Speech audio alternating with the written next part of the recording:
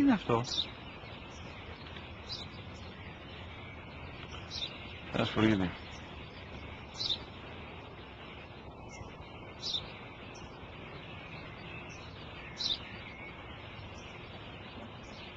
Τι είναι αυτό? Μόλις τώρα στο πατέρα, σφουργίτη είναι.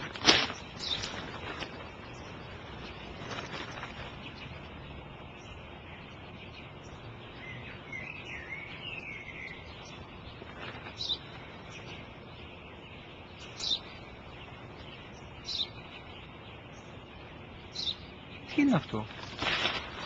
Ένα σπουργίτη είναι, πατέρα. Ένα σπουργίτη. Σπου-γι-τι.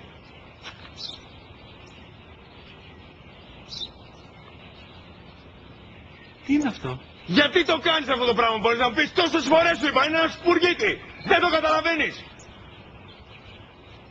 Πού πας?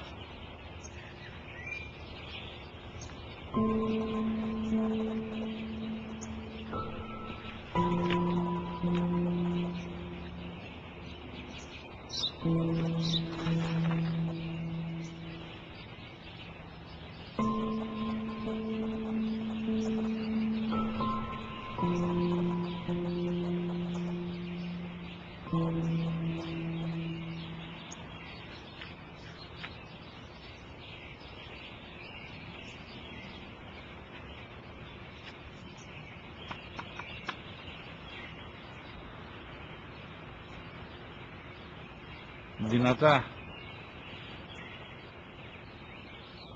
Σήμερα ο μικρός μου γιος που πριν λίγες μέρες έκλεισε τα 3 καθόταν μαζί μου έξω στο πάρκο όταν ένα σπουργίτη ήρθε και κάθισε απέναντί μας.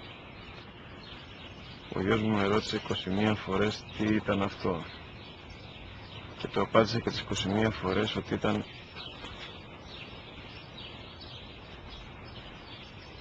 ένα σπουργίτη.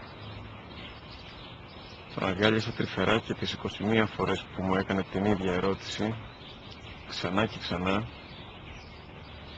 χωρίς να εκνευριστώ, νιώθοντας στοργή για το αθώο μου αγοράκι.